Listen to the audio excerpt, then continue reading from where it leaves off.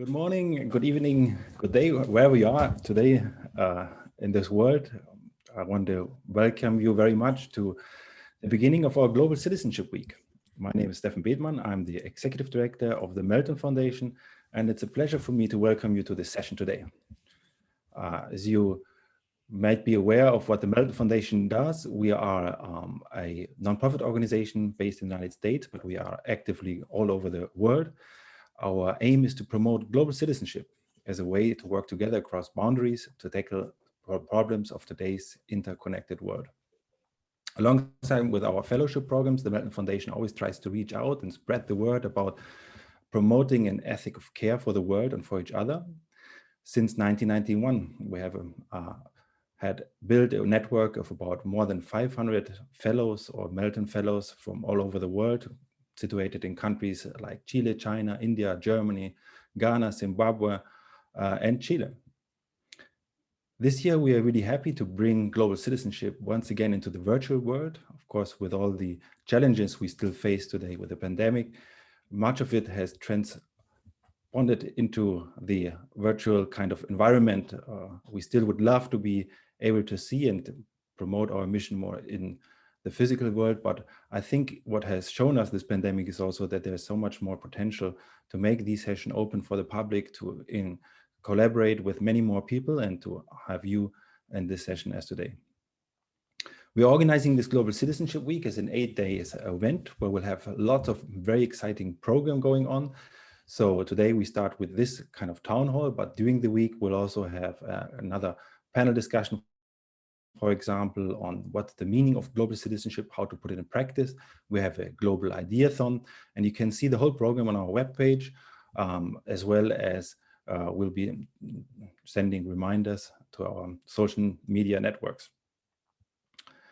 Today, we want to talk about how to put global citizenship in a practice in relation to anti-discrimination. It's about a year ago now that we had to witness the brutal killing of George Floyd. And if you follow the media, you know that the trial is going on right now. But at the same time, so many more things have happened over the year. On the one side, we maybe could have seen some positive developments where people put themselves as allies to the cause to fight any kinds of discrimination. But on the other hand, we also saw that unfortunately, there were more attacks on the Asian American population, for example, but not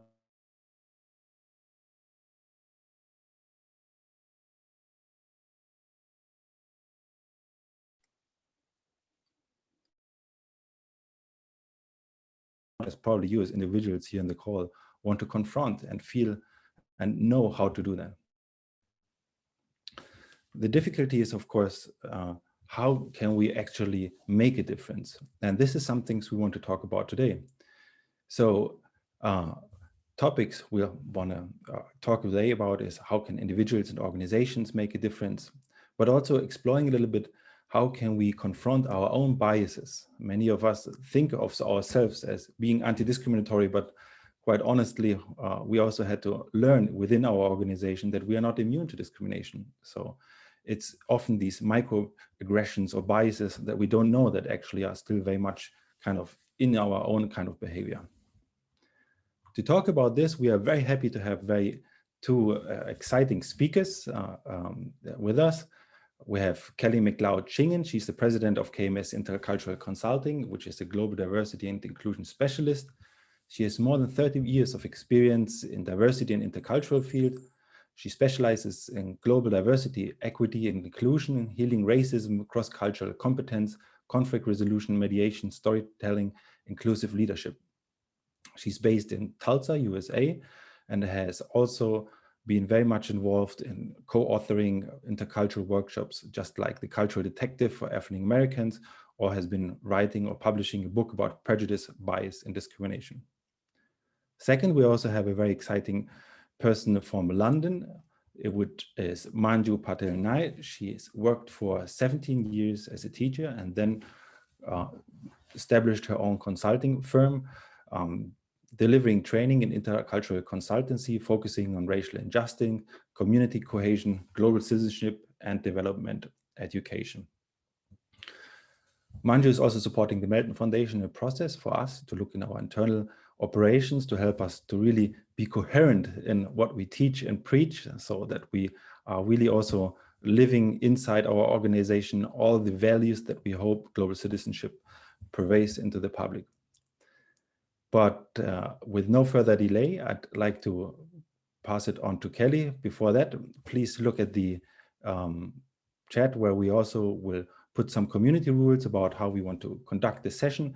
We'll have two impulse sessions, first from Kelli, then from Manju, and then we'll transition slowly into a more conversational mode where you're very happy to put your questions in the chat. In the meantime, I will try to follow that and then pick them up, but also later, if you want to, you can open your mics. I'll be moderating and asking, so we can more get into a discussion about how we can all make a difference and to make this a better world through being really anti-discriminatory.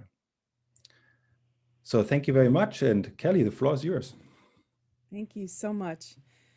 Good morning, good afternoon, good evening, everyone. It is truly an honor to be back with the Melton Foundation family. I am such a fan of all things Melton Foundation, and so to have this opportunity to speak to you all again after so many years is quite the honor.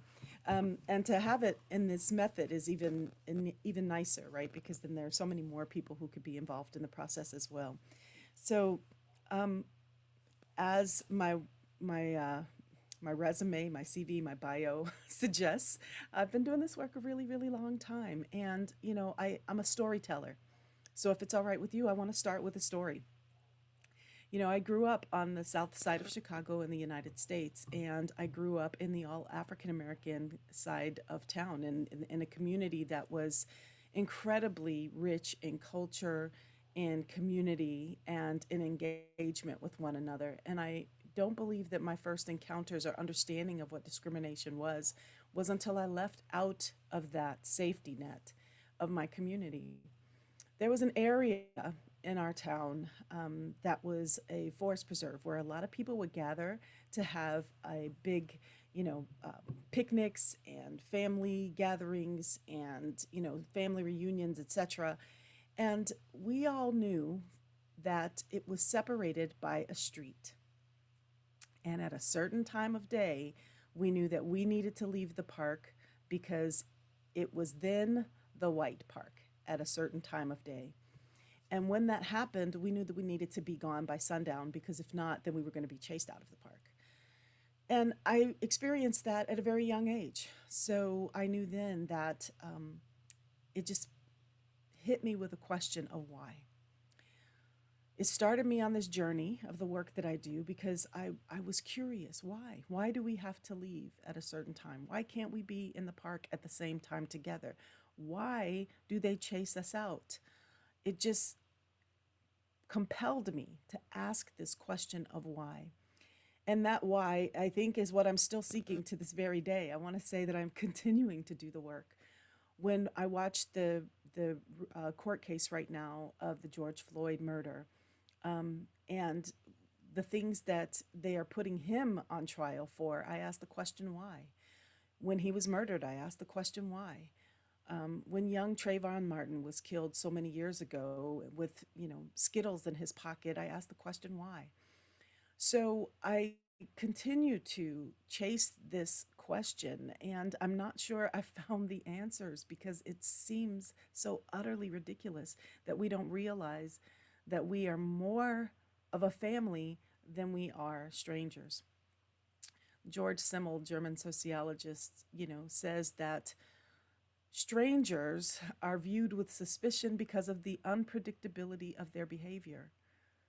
Well, if we see everybody as strange and that we need to predict their behavior, then of course we are going to operate in a way where everyone is a stranger. Everyone is a potential threat.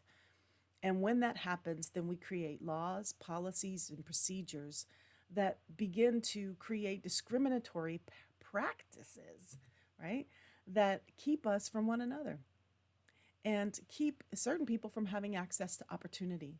And that's not just a problem, but it is part of our society. And when I say our society, I'm talking about the global society. This is a global disease, right? And I separate that into a dis-ease, right? we are uneasy when it comes to dealing with people who are different with us than us. We are uneasy when it comes to coming into contact with people who are different from us. And then when that happens, we want to create comfort for ourselves, and we begin creating laws, policies, procedures, treating people in particular ways that keep some of us comfortable and others very uncomfortable. Now, this has a deep roots in things like, the fact that our global society has been deeply impacted by colonization, conquering, and enslavement. And so, when we think about the fact that there is a legacy that we are all dealing with to this very day, some people will say, well, that was a long time ago, right? It was a long time ago. Why are we talking about those things now? Well, because we still are dealing with the legacy and the effects of that so many generations later. When we begin to create the foundations of cultures and societies that says that something is wrong with you and I am better than you, then that becomes part of the DNA, part of the air that we breathe. And we have to do our part in order to push against that. So I feel like, you know, when I am most moved by incidences that I feel are not just discriminatory, but are are unjust, right? And I feel like I need to say something about it. And being a storyteller and an artist, sometimes, I want to scream and yell, and sometimes I need to write, whether it's a book or a poem or something like that. I feel like I have a need to write.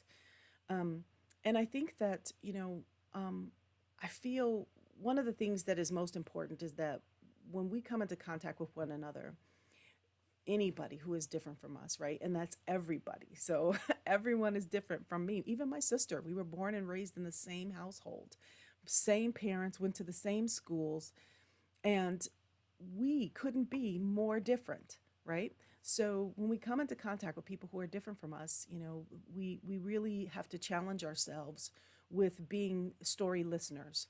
We have to challenge ourselves to not just be a storyteller, but be better at practicing the listening skill of opening our hearts and minds and taking in the perspective of a different person's story, a different person's reality. And I don't know that we do that enough. I know we talk a lot about storytelling. I talk a lot about storytelling, have for a long time.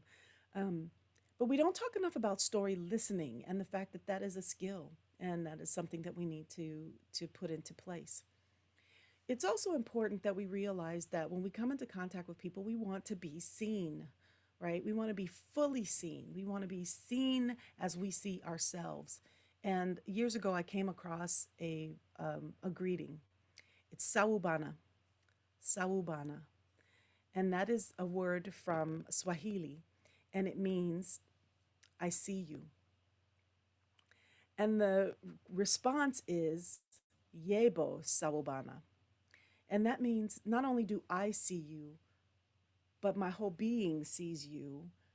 My ancestors see you, right? We see you. So Yebo Sawubana really means we see you, right?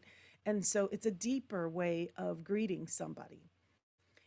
The very first time that somebody said that they saw me, something went all through my body. I was like, oh my gosh, and people say, I want to be seen, right? I want to be seen, or I felt seen. There's something in that language that makes us feel like we want to be recognized for the way that we see ourselves. And when someone says, I see you, we feel that validation. So I want to share with you a poem that I wrote years ago when Trayvon Martin and Martin Brown, I'm sorry, and Michael Brown had been killed. And there seemed like there was becoming a rash of these violent murders against Black men in particular, but then we are starting to see that it is also happening for Black women, Latinos, and it's a devaluing of bodies, and the the greatest action of discrimination that could happen, because prejudice is a belief, discrimination is is an action, right? And so discrimination, the greatest action of discrimination is to take someone's life, frankly. And so I wrote this piece because I felt like I was not being seen. I am Black, African American, woman, but not free. I have been chained to an image that doesn't begin to reflect me. I am a hypersexualized Jezebel, ignorant and mean. I am the loving mammy whose sexuality is yet to be seen. Funny though, nothing in between. Hell yeah, I'm mad, but I'm not mean. Just sick and tired of what's happening. I've spent my life fighting images that make me feel less than. I'm tired of my hair being a point of contention. I'm tired of my culture being feared but copied at length. Our music, style, and speech. Lord, give me the strength. I wish that the bill for justice wasn't way past due. I wish that we could all just get over it, but it won't be dealt with until it's dealt with. I wish that from the Martins to the Browns that they didn't have to lose a son. I live in fear that my son could be the next one. No parent should ever put their child in a grave. I wish those young brothers could have been saved. I wish that people could understand that racism is real and to the racist be damned. So we've turned this crap inward and started believing what we've been called all along: lazy, ignorant, and unachieving, suppressing our beauties with skin bleaches and ashamed of our full curves in our lips and our hips, burning our scalps with chemicals that melt concrete. A wish to look like Barbie made my Christmas list complete. Needing the validation of our oppressors for permission to succeed, watching less qualified folks passing me by makes my eyes want to bleed. From slavery to Reconstruction, from Jim Crow to civil rights, from the lynchings of Emmett Till and James Byrd, who do we fight? So grateful for my parents instilling pride to be Black, though it took me years. I will never go back. I look forward to the days when I can walk through life with my head held high, knowing who I am and never bothering to try to be someone else who they want me to be, because that doesn't resonate with my identity. I know who I am: Black, but not free. Just like my people who arrived in 1619, stripped of their language and dignity, stripped of their clothes and virginity, forced to stand by while their children are sold, whipped bloody when my brother dared to be bold, raped constantly until my body was too old, providing backbreaking labor until thrown in an unmarked grave, nursing white babies from Black breasts that Black babies would crave, picking cotton from dusk till dawn, but accused of being lazy. And to ask for justice for this history, I'm look like I'm crazy. It's curious that race massacres have been termed race riots, like those in Chicago, Harlem, Tulsa, and Watts. All acts of terrorism from the oppressor more often than not. We've been told that our faults are pathological, but they were created by those who benefit from our hopes and dreams deflated. The circle of oppression makes my head want to spin. History repeating itself, though we've said never again. History repeating itself, though we said never again. History repeating itself. So I just wanted to share with you that. I think it's important, mostly because I feel like we constantly do the same things. We haven't learned from our mistakes. We haven't learned from the wars. We haven't learned the fact that race is not real. The way that we view one another, the way that we see this skin, which is purely just ways for us to protect ourselves from the environments that our ancestors lived in. It's nothing more than that. And we have created this construct that forces us to see our brothers and sisters as strangers. And so I invite us all to tell our stories, to be better listeners, um, and to see how it is that we are deeply connected. And I invite us to do it. I think that the only way that we will begin to end discrimination, the only way that we can challenge ourselves to end discrimination, is ask the question why and be willing to hear the answer. That's all I got. It's my story and I'm sticking to it. Thank you, Kelly. That was really powerful. It was wonderful. I appreciated your depth of thought, and the poem was really, really beautiful. Thank you so much. There's so much we can talk about later in the discussion. You brought up so many points, from asking the question why to the structural discrimination and the pathologies of societies. Before we go into the conversations, though, let's listen to Manju as our second speaker, about how we can relate discrimination also to global citizenship. Hey, thank you, Stefan. Thank you, Kelly. Whew, that was, I'm so moved by your poem, by everything you've shared, and to hear the courage, the resilience, and the resistance in your story is I'm really honored to be here to hear that. Thank you. And thank you to the Melton Foundation and the team for inviting me to speak today, and congratulations on a great lineup that you've got for the next few days. Stefan already said a little bit in his introduction, and so I'm Manju. I'm an anti-racism trainer and facilitator. I was a secondary teacher for some years, and after quite a length of time, I decided that I wanted to focus on some of the issues and areas that were already coming up in teaching and that I was working with teachers and students on, and these were around racial justice, community cohesion, and global citizenship. So in order to focus more on those issues, I set up a training and consultancy, and we're called Changemakers Unlimited. We're a small team, and we work across a number of sectors, including education, charities, community, and global organizations, as well as NGOs.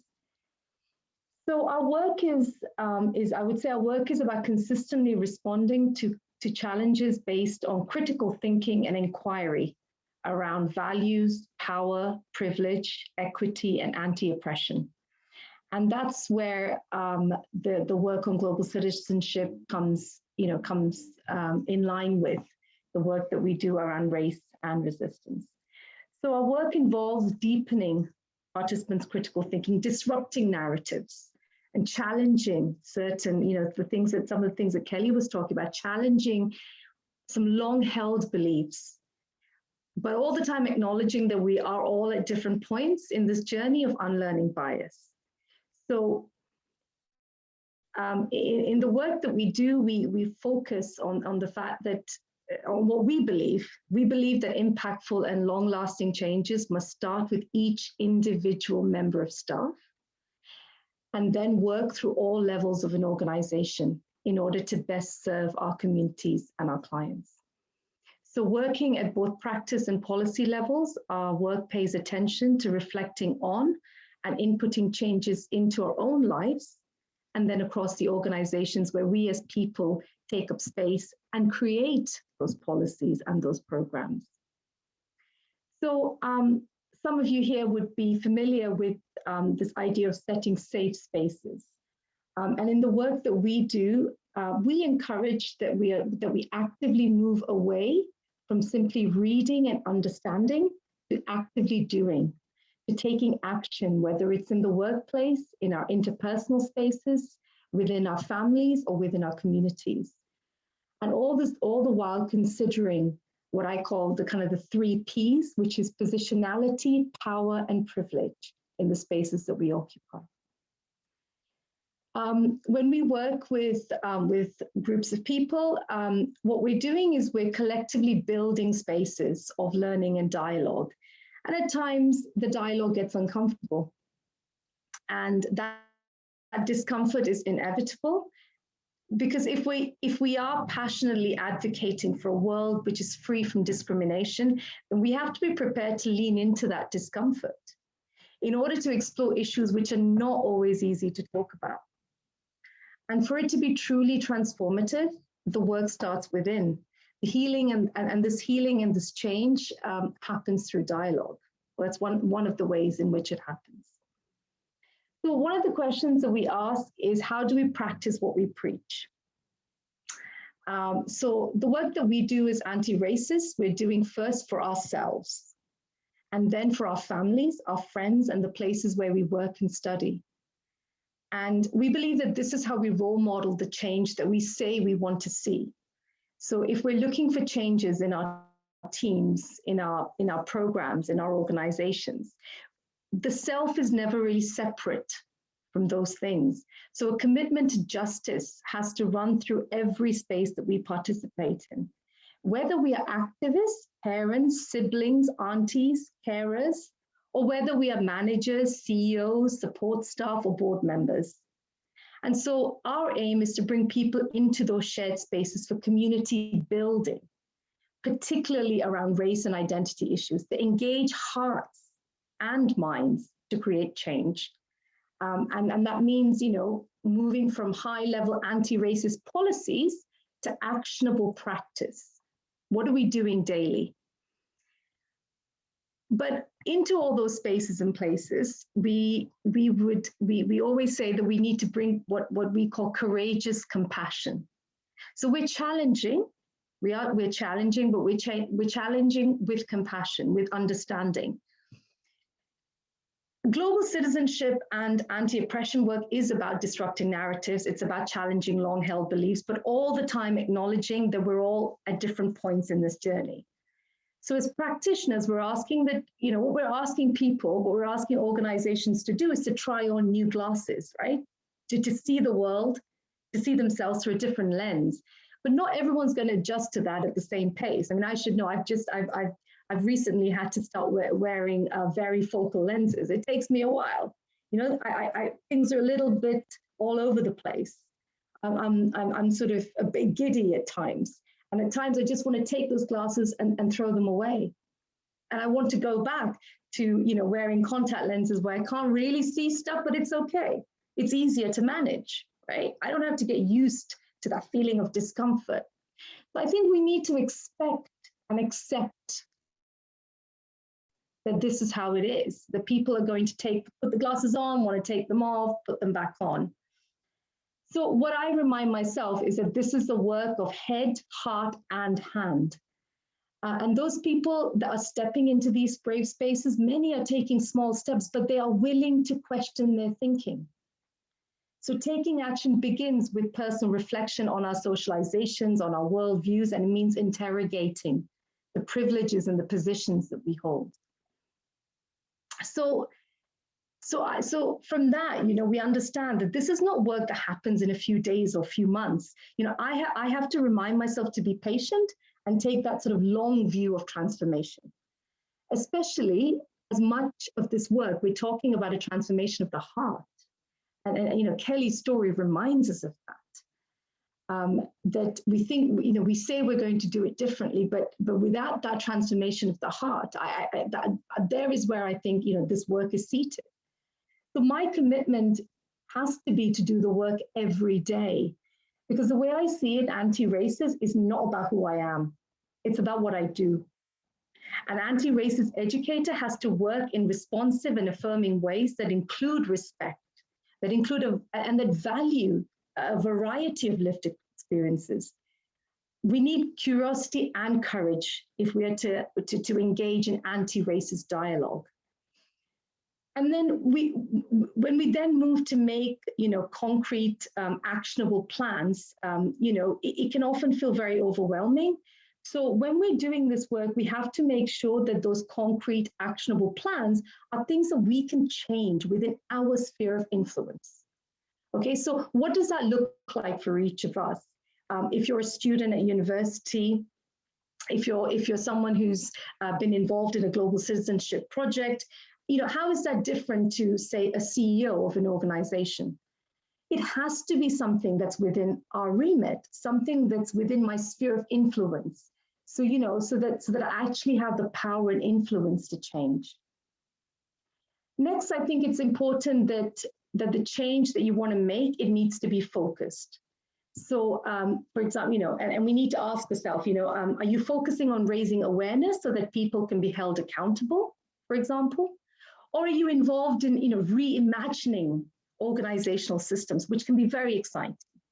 But then let's think about what that means for the training needs of the teams that are involved. Or are you talking about creating more listening spaces? And if so, have teams or staff been asked about their experiences? And when asking, especially when asking people of color about their experiences of racism in the workplace, have any external professional therapeutic support been put in place? So this brings me to talk a little bit about allyship. And I asked myself, what does that actually mean to be an ally? Like, who am I being an ally to? Who am I being an ally for? Yeah, so, I do wonder about that word that I know that is being used quite a bit, right? So I would say that one thing, in order to be an ally, it's important to be consistent. If I don't want to be seen simply as performative, I have to be consistent. And that means this is not just a trend or a fad, but that organizations and individuals, including myself, must demonstrate consistency. You have to keep showing up even when others are turning away. And because this is how trust is built, and internal reflection is absolutely consistent. It has to be absolutely consistent and required here. Peel away those layers and see what's going on. And I also say, when you're trying to do good, unpick why you're doing it. Like, what's the motivation? And a good question to ask is also, and I as a team, we need to ask ourselves this regularly. How would I behave if I really wanted those results? If I really wanted those shifts, that change, how would I really, how would I behave? And that reminds me of, like when I was a kid, and if I really wanted something, I would go and get that, right? So, I was talking the other day about a story of when, so I grew up in Kuwait, and I still have a massive sweet tooth.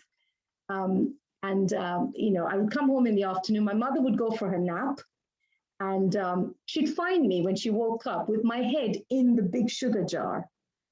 And she'd wonder how I got in there, because the door was locked, there were things in the way, like her door was open even though she was asleep. But I got there because I wanted to get some of that sugar. So, like, we have it in us to change. We have it in us to really commit and to do something. So how do we move from, how can we be consistent and not just performative? I think that's useful to think about. And in all that time, I have to remember that we all will be shifting back and forth while doing this work, right? So even when we begin taking action and questioning ourselves, and even when we start to mobilize and plan, we need to be aware that there will be some toing and froing. But rather than judging ourselves as not brave enough, can we instead ask, what stops me in that moment with that person in that situation? What stops me from living and speaking truthfully?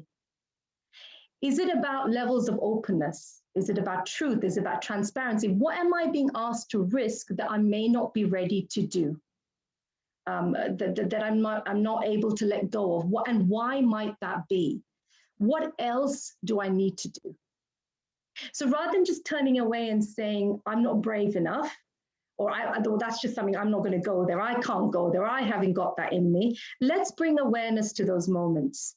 Let's dig deeper, let's find out, so that maybe next time we will go that bit further. And I think all of this is part of the learning that we have to undertake if we are to commit to doing this work of anti-oppression. And each time we do this, what we do, we commit commit to using our agency to push for change. We have agency, right? Another, and I'm going to end on this one, another vital tool for me is building community and working out what collaboration looks like for me. So I can't do this work alone, and actually I don't want to do this work alone. I absolutely need help to do this work and to withstand what comes with it, right? I need backup because I don't have a position, for many reasons, I don't have a position where I would always say that it feels safe, right? But I can be brave because of the community who have my back, because of what I call my tribe, right? So in our team, we often talk about what it takes to put ourselves in these brave spaces. There's an emotional element to the work, of course, and as Black and brown women, we have experienced racism in different ways, right? Some of us have had the violent, blatant racism in your face, you know, things being thrown at our parents on the street. And some of us have had the more covert type, the microaggressions, those everyday racisms, you know, the lack of access to opportunities, not being promoted, the jokes, I didn't mean it like that, right? And we bring this lived reality to the work that we do. We can't not do that. So we risk every time we step into the space. So as practitioners, we step into space, we're being brave, but we are risking. So for me, collaboration in this work is about risking, but it's also about holding. You know, so how do I build a community, a team that are holding me while we're risking at the same time? So my tribe, you know, as I call them, you know, we lift each other up. We make time to rage, to cry, but we also make space to celebrate our wins, right? And to remember that at the end of the day, and I heard this a couple of days ago at this, there was an amazing online event of women talking about, you know, why they keep entering these spaces. And one of them said, remember that this work of promoting kindness, fairness, and justice is the opposite of violence and is ultimately about creating joy. And I absolutely love that. At the end of the day, you know, we're here because we want to create joy, right? So that's something that within our teams, within our communities, we need to create that there as well. Because because of the work that, and because of what the work is asking from us. Yeah, thank you. That's me. Thank you. Wonderful, thank you. Wonderful. So gave us lots of food of thought about how we ourselves can be as ally, and I really liked your point about consistency and not being performative in a sense that relating back to what had happened in our organization when the Black Lives Matters movement came really into effect. We also put out a public statement from our organization saying we support this, these are our values, and that triggered our internal kind of response and saying, yes, we know we have these values, but some of us also felt like even within our own community there was some not structural discrimination, but we are not immune to it. So it was really good for us to, you know, to look for how can we do the consistency in between our internal operation and what we preach externally. We're going to go a little bit more into a conversational mode now. So everybody listening, please feel free to put your questions in the chat, and I'll take them up and put them into the conversation. You may also raise your hand with the tool and ask the question themselves when I call your name. Be part of the conversation, please. I know many of the ones listening here have much experiences to share, or maybe want to engage into a more personal question as well. But to start us off, Kelli, I want to, you know, this Black Lives Matter movement is something that started. It's been there longer, but you know, the predominance started with the aftermath of the George Floyd killing, and I've seen a lot of allies, like also Manju said. You know, many people put themselves as allies to the cause, and I thought, or what I heard from some people, that say, okay, we can see a little bit of a change because it's just not the Black folks marching, but now the people marching are from all colors and asking, you know, to make a change. So I wonder, is that also consistent? Will it be consistent? Was it something that just happened at that moment, or can you feel like that there's more allyship for anti-discrimination, probably mostly in the United States, but also maybe, you know, more around from your personal networks? Thanks for the question. Yeah, I think that I feel a couple of different ways. um, on one hand, I feel like there was absolutely an increase and an awakening for people. I think that the pandemic contributed to people not being able to look away, not to be able to be distracted by other things, to not have a way to run away from what was in front of them and in their social media. And when people took the time to actually watch the video, and I fully admit that I have not, because I needed to protect myself. I didn't need to continually traumatize myself. Every time I saw something, it went all through my body. This is generational trauma um, that I experience deeply in the fiber of my being, and so I can't watch them. Um, but I truly believe that people who started to wake up, I have to say that when the George Floyd incident happened, friends of mine from literally all over the world checked in on me in ways that they did not check in on me so many times before. Right, well, not with Sandra Bland, not with Michael Brown, not with Trayvon Martin, and frankly, for me, Trayvon was one of the hardest murders for me to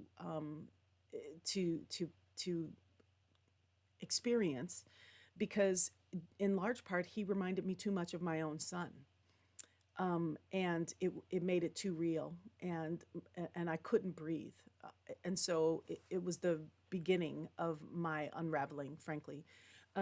So I do believe that there has been change. But if you look back at images of the civil rights movement, if you look at, the who were the abolitionists during slavery, there's always been white allies. There's always been white partners in the process.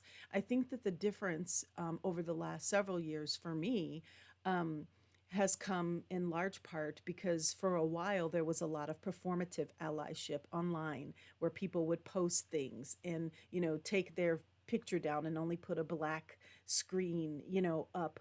Um, and that was the extent of their activism, right? I think that what happened with the George Floyd incident was that people felt like they had to do something and didn't know what to do, and so they just found themselves out in the streets with other people in record numbers. And in some places, people were um, hanging out in areas where, or not hanging out, but starting protests in places where there wasn't even an incident that occurred, right? Because they felt like they needed to do something. There was a 2-person white woman protest in a small town here in Oklahoma, and the whole city shut down. They boarded up their windows and everything. And then when it came down to the protest, there were just 2 women walking on the street with picket signs, right? And so I'm happy to see that. Incredibly excited to see it. I think that there is a new wave. What I'm discovering, I'm in the university again as a professional administrator in the university now. And what we're discovering is that this Generation Z, um, finding inclusive spaces is on the top of their list on academic institutions that they choose across the racial board. And so this is something that people are desiring, that they want. And I think it's going to change. I think we're going to get there. However, I feel like we have to have a different conversation because we're saying no more power structure held in large part by white folks, literally all over the world. And we haven't given the culture of whiteness some place to go, right? We've just said no more of that. And many of them feel excluded in this generation of inclusion, right? And so we have had to create we have to create a space, a way to say there is a role for you in this work, and we see you too, right? So so I hope that answers the question. I'm too wordy, but you ask a storyteller, you get a story. No, absolutely fine. It's really interesting. I think, for each of these questions, we could have long discussions about allyship and so forth. But I actually want to pick up on 2 questions in the chat. And Manju, if you feel free to also add on what Kelli said in terms of allyship. But here we get the question from Marissa and Rashmi, which I'm also very interested, and I hope I can paraphrase them correctly, is, when you come into this, what you said, that you realize what stops me, why I'm not acting, like you become maybe more sensitive about seeing when walking through the street, seeing discrimination in your everyday life, where you maybe earlier you just passed on walking or didn't think about it that so much. So when you realize, something stops me, how do you confront this feeling? How can you make that switch from awareness then to the action that you're referring to really do something? Thank you. Yeah, thank you, Marissa, for the question. So, right, I think it's important. Okay, so I don't take on every single like battle, let's call it, right? I can't take on like every person, every situation, because like I'm worn out. And so that for me is my first kind of thing. That's the first thing I have to accept, right? That how far can I stretch? And then what I hear from people mostly is that what they find hardest to confront is conversations with their family, actually, right? So the things that they hear from people that have raised them, or their grandparents, or their siblings, or their uncles and aunts. And I think one of the things that, after kind of, it is important to take some time to reflect, okay, what is it that I'm afraid of losing here? So am I worried about rocking the boat? Am I worried about bursting the bubble? What is it that's stopping me, right? Is it that that person won't like me in the same way again? Or am I going to upset the family structure, the family dynamic, for example? So I think it's important to acknowledge those questions first and ask yourself, what is bothering me or what is stopping me, right? And then, and this is a piece of advice that I think it's been passed down to me, is then when we speak to the person, to try not to make it personal about them, but about more to focus on the thing that they did, right? So it's not about saying you are a racist, even though they may be, okay? But focusing on that thing you said or that way you behaved, that's racist. And what I think about that or what I feel about that is this, right? So that's kind of a way in. Sometimes, it might be saying, yeah, you know what?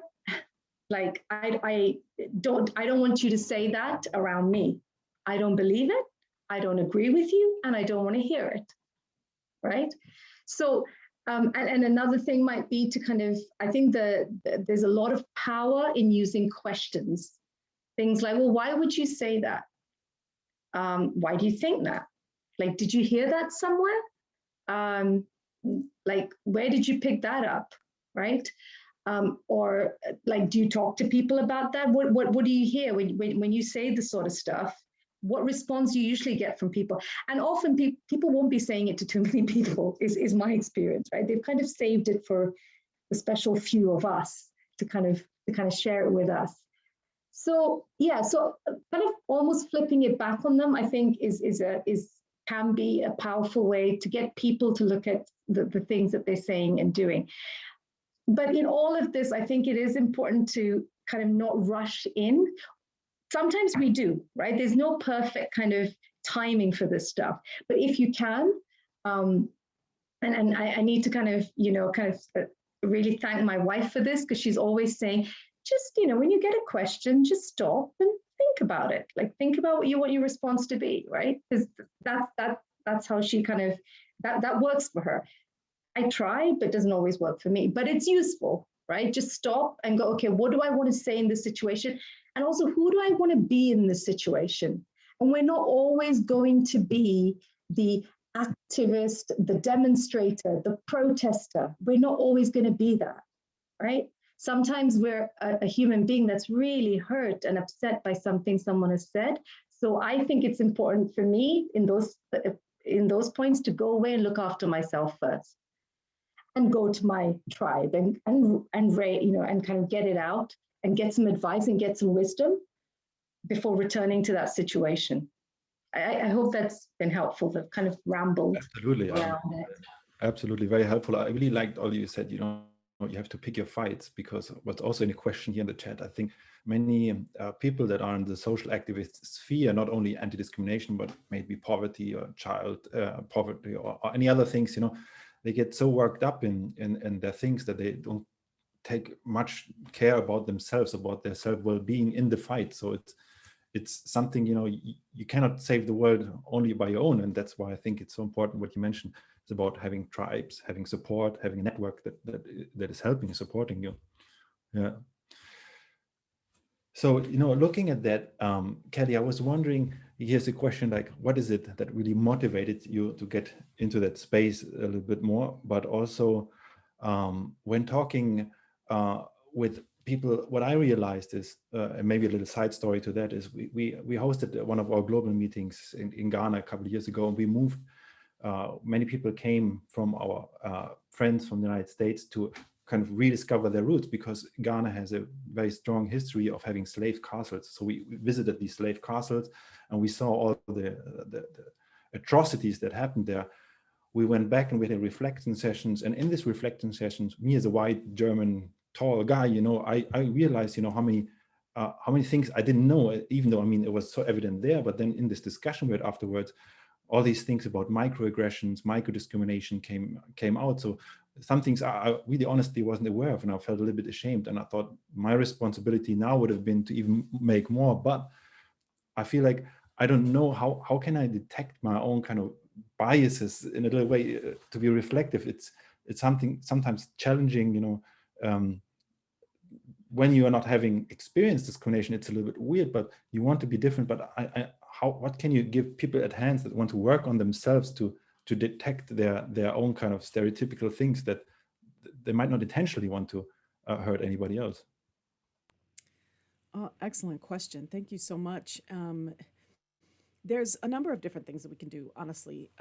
Some of it is diversifying our circle, which you have access to an incredible global network of people who have different stories, different backgrounds, different experiences. And I think that we need to create space for people to have listening circles, storytelling experiences, so that people can talk about, just bring up the subject. Let's talk microaggressions, right? And then be a story listener in it, Stefan, right? So if they are telling you about, one of my favorites is whenever my hair is fully froed out to, its glory of froness.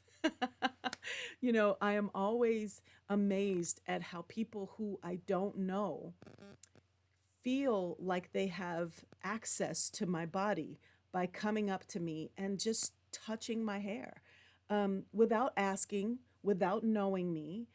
They would never do that to anyone else. They don't go up to other people and just touch them if they don't know them.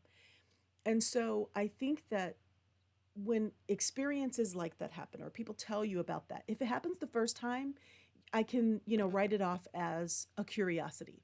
Oh, here's somebody who's never, grown up with Black folks. So, they're curious. Okay, yes, you can touch my hair, right? Feel it, get a feel of it, tell all your friends what it feels like, right? But when it happens the 956,000th time and I don't know you, then you're really about to get punched in the face, right? Because you are crossing a line that is set aside for those who I am intimate with, who I know very, very well. And most of the time I'm saying, if you're not my mother or my husband, get your hands out of my head, period. And so I think that, that's sort of how those things happen. Now, people wouldn't know that until I share that, right? But that might be one that, because we're talking a lot about hair and the politics of Black hair right now, too. But I think that there are a lot of ways that it shows up and people are unaware of.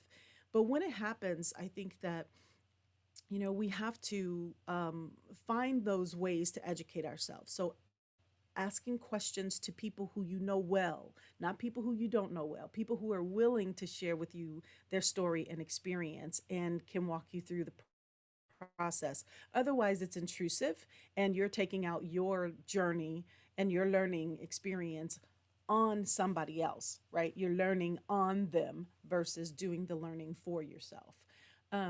And so some of it is going to be more reading, more investigating, more watching of films, um, and and finding out ways that it shows up in German culture, right? Because I know for a fact that it does. I've spent a lot of time in Berlin, and I've got a number of friends of all ethnic backgrounds that live in Berlin, and can tell you a number of different experiences that they've had around discrimination, um, and and the way that it shows up, and not just the history of the Jewish experience, but their very specific experience. My friends are Maori, Roma, um, Spanish. So I think that there's a number of different ways. I hope that answers the question. And if it doesn't, then, I'll send you some resources offline. No, thank you. That's a lot of help. It's also a longer process, but I really think, this conversation and self-awareness is the starting point, and then, yeah, look for people that may help you. And you say, what I researched in the past, I see, okay, maybe something positive that came out of the atrocities was that in the web, there's so many more groups that now offer online workshops, self-reflection, questionnaires, surveys. And so there's really been kind of a wider branch of people supporting people that want to look for that in the web. So you Google things, you find good tools. Yeah. Yeah. Oh, I got one more resource for you, and I'll drop it in the chat box. But you mentioned, how do we find out about our biases? If you're familiar with the Harvard Implicit Bias Association test, there are at least 50 different tests that you can take on the Harvard Implicit Association Bias Test site that will reflect your biases around political ideology, skin color, gender, sexual orientation, size, race, nationality, all of anything that you can possibly think of. They've got a bias test, and you can go through the process, answer the questions, and then find out how biased you are on the other side of it. I was pretty stunned to find out what my biases were, and realize that, it doesn't matter. I've been doing this work for 30 years. I still got a bunch of work to do. But we've all been carefully socialized in our societies. And so, I am a victim, as anyone else is, of what this looks like. So I'll drop it in the chat. Thank you. So wonderful. Yeah, we have a very helpful perspective to take. Manju, if I look at organizations now, our organization, you've been doing some consultancy, looking inside, maybe really trying to help these organizations to become more anti-discrimination on the policies level and so forth, but also probably much on the personal level. So I'm really interested in your work with organizations. Where are the biggest barriers, and how in maybe more rigid, inertia-styled organization? What are maybe some trigger points that help get allyship behind becoming an anti-discriminatory organization? And connected to that, there's a longer question in the chat.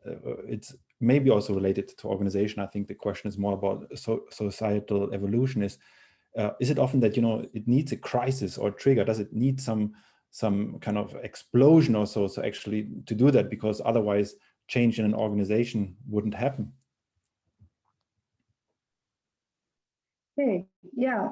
So I'll just start with I think the beginning of that question about, I think you said something about what gets in the way. I think you said, so challenges. So in the work that we've been doing, there is an urgency, right? There's an urgency, and there is an expectation of speed, right? That things are going to get done really quickly, actually. And okay, and so for some people that's like, oh, can you give us this by like the end of June, for example, like, so that you've got like even if it's 8 months, that, and and I think there's that, and I get why that is there. Okay, I get that organizations are structured in a certain way, and there is a timeline, of course. So that's something to look at, right? Like, what is it? So, when doing this, what is it that we're being asked to deliver by that point? So, it could be advice, it could be suggestions, but that kind of change, that's something that I think we all have to understand, and we have to be patient with, right? So, and then I think tied to that or linked to that is, as much as we might kind of keep saying, look, we need the kind of the individual people in the organizations to look at themselves, there's still a rush to, well, can we just look at the structural stuff? Can we, because racism is a structural issue. Yes, it is a structural issue. It's institutionalized, but it's institutionalized and codified and formalized by those people. So I think that constant pulling ourselves back, right, to looking at how are people behaving, what are the instincts that staff and teams have, and how are staff and teams, how are they behaving amongst themselves? I think there's a lot that can be learned there, right? Because an anti-racist policy, an anti-discrimination policy in itself, I don't think that's evidence of anti-discrimination, right? A policy is not evidence of anti-discrimination. It's how that policy was written, how that came to be, who was involved in that decision-making, and how is that policy actually being activated and used by the people in that organization? Is it a useful policy, right? So yes, there's a couple of things there. Those I would say are kind of a couple of the things that we seem to kind of experience. But on a more kind of optimistic note, we do find that by us kind of repeatedly saying those things, organizations are listening, and they are able to kind of, slow down and go, okay, let's kind of realign ourselves, let's manage expectations, because a lot of that pressure is coming from top down in some organizations. So yeah, so those are a couple of things that we're coming across, and also that, and I think a very important one is who is being asked to do the work of, like in this, we're talking about anti-racism, is it constantly people of color who are being asked to kind of share their stories, and be the ones that lead the initiatives? And I think that, a couple of things to say about that. I would say, from our conversations with people of color in organizations, they're tired. And what they're tired of is that they've been trying to lead, they've been trying to talk about it for so long, right? And they've been pushed away. But now that there's this urgency, they're kind of being asked to come back into the conversations. That's one thing, but also that they're not really being compensated for that work, because this is labor, this is toil, right? This is right. They're not really, nothing else is being sort of taken away from their, their task sheet, right? They have to do all that as well as. So that kind of reminds me, of what Kelly said, like, what are the spaces for different groups of people to do this work? What's everyone's role in this? And also, I think one of the things that they need, I would say, before kind of starting the work, it's important to kind of do some sort of audit about levels of confidence and competency when it comes to doing anti-discrimination work. It doesn't necessarily mean that the HR team are the ones that have to do that, right? They may be, that might be their role, but do they have the competency to do that work? So yeah, there's a few things there that, again, I may have gone all over the shop with that. But no, I mean, thank you, very helpful. I think, a very important point you made is that often the victims are made responsible for fixing the situation, and that cannot be the case. That you say, okay, you guys, you suffered something, so you are responsible to changing our ways of behavior, so we don't do it anymore. That's just pathetic. So that was a really important point also to make. We're slowly getting at the end of our session, but I wanted to give Kelli and Manju the time to have last comment words. And there's one question here in the chat as well, as how do you deal with people that come from cultures with uncertainty avoidance that are not as well as confronting or speaking about these? Maybe you can weave it in. But I also want to ask, for your final words, to give us a little bit of an outlook, also related to the last question. If we think of societal evolution over the years, so there's so much to do. There's, of course, still very many discriminatory things that are at the bottom of the heart. But some would argue that in generally, somehow we are going into the right direction, saying LGBT rights are better. There's now more allyship and so forth. Is it a false argument, or is there something that, what is your outlook in general about societal development towards discrimination, equality? It's a big question, I know, but I want to give you both the last words and maybe addressing that as well. So I see that Manju's eyes are looking upward, so she's probably thinking about, she wants to respond to the answer. But I think I can just jump in really quickly. I have to say that, you know, I've heard a lot when people say, well, we've come a long way, you know, and that's not untrue. Um, but you know, I think Dr. King says, you know, the long arm of justice, you know, the arc of justice bends towards something. You know? It takes a while, basically. You know, don't let me misquote him, the King. But I just have to say that I think that it takes a really, really long time, and it just isn't coming fast enough. So when you live with a foot on your neck, both literally and figuratively, you want that release immediately. So it doesn't matter that it's taken, you know, 50 years and we've come a long way in 50 years, or we've come a long way in, you know, 100 years, or we've come a long way in 200 years. It's never soon enough. And so, not when you're suffering, not when you are, you know, if you have a headache, you want immediate release, right? You don't want to wait 50 years before you get released from that headache. If you feel like you can't breathe, you don't want to wait 50 years to be able to breathe again. And so while I believe that, you know, yes, we are absolutely moving in the right direction. And even in my lifetime, we've come a long way.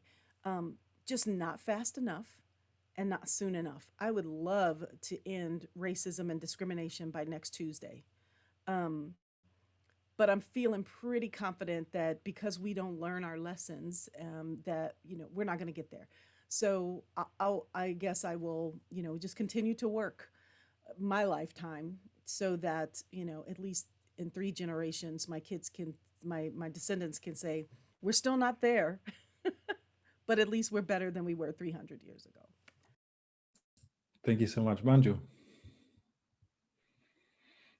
I don't really think I can add much to what Kelli has said. You know,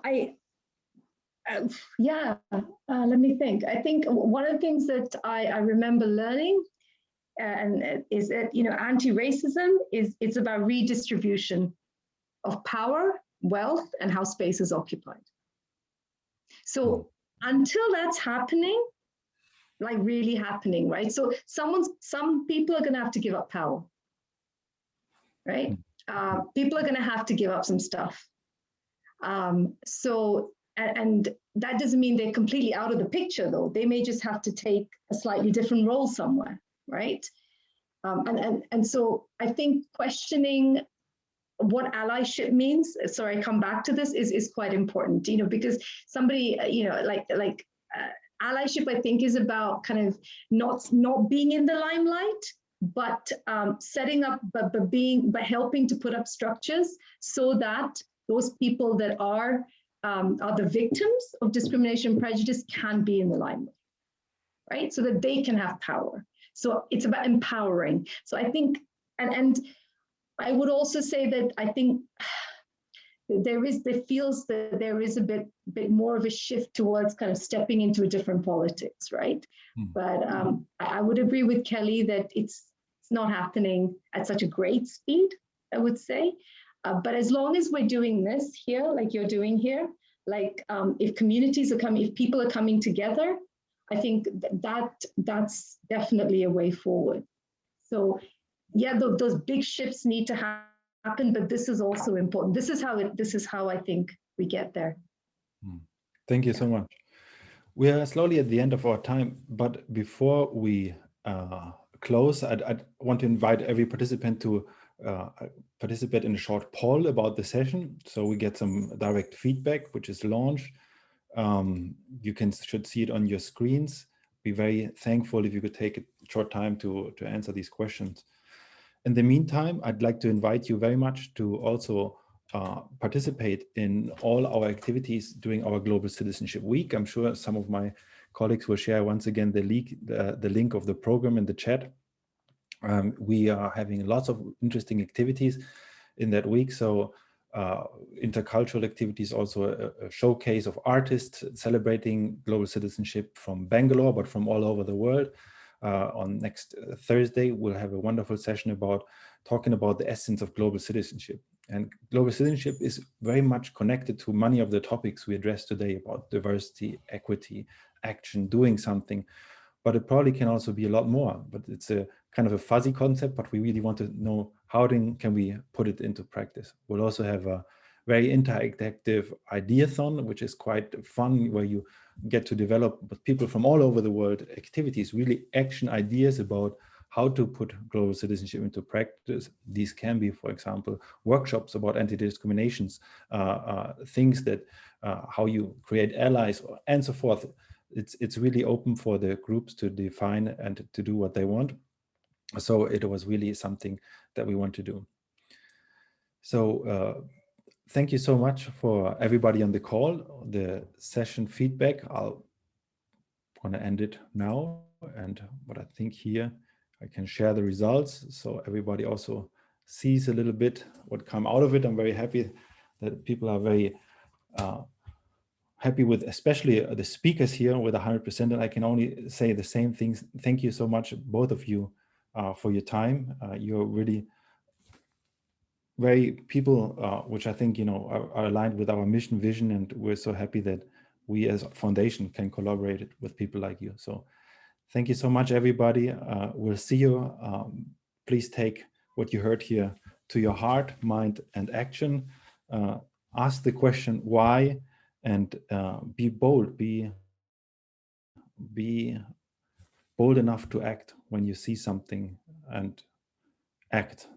So thank you so much, everybody. I'll see you in the next days, and have a beautiful Sunday. Thank you very much.